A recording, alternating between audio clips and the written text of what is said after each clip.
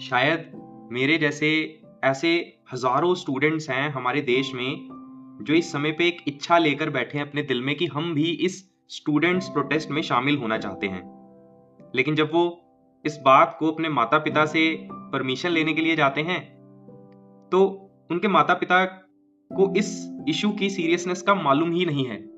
वो टीवी देखते हैं जिसमें ये सब कुछ दिखाया ही नहीं जा रहा, तो उनको कन्विंस करना हमारे लिए थोड़ा डिफिकल्ट है। चलो मान लो कि हम अपने माता पिता को कन्विंस कर भी लेते हैं, तो हम अपने आप को अंदर से कहीं ना कहीं कन्विंस नहीं कर पा रहे। शायद वो इसलिए कि हम स्टूडेंट्स की जो सोशल मीडिया पे हम डिमांड्स को सुन रहे हैं वो ज़्यादातर इसी रिलेटेड है कि एजुकेशन मिनिस्टर को रिज़ाइन करवाओ, प्राइम मिनिस्टर को रिज़ाइन करवाओ। जिन फैमिलीज़ के बच्चे इस दुनिया में नहीं हैं उनके लिए कुछ ना कुछ कंपनसेशन उनको मिले।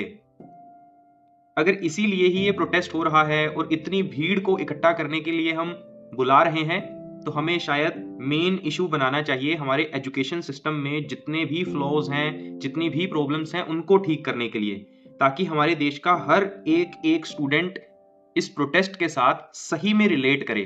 क्योंकि एक्चुअली में हम स्टूडेंट्स की एक प्रॉब्लम है, एक बीमारी है कि हम सही मायने में कोई भी सीरियस इशू हो उसको कुछ दिन बाद भूल जाते हैं। अगर हमारी लाइफ के रिलेटेड बहुत जरूरी डिस्कशन है, बहुत जरूरी काम है, हम आज तक उस पर सही ढंग से इन्वॉल्व ही नहीं हुए, चाहे हमारी फैमिली में इंपॉर्टेंट डिस्कशंस हो हमारी लाइफ को लेकर, हम उसमें भी सही ढंग से इन्वॉल्व नहीं हुए, क्योंकि हमको कहीं ना कहीं ऐसे महसूस होता है कि दूसरे लोगों की जिम्मेदारी है हमारी लाइफ को ठीक करना। लेकिन एक्चुअली में हमारी खुद की जिम्मेदारी है इस पूरे इशू को समझना और हमारी खुद की जिम्मेदारी को समझना। दूसरे अगर अपनी जिम्मेदारी पूरी कर भी लेंगे तो हम अपनी जिम्मेदारी को पूरी करेंगे।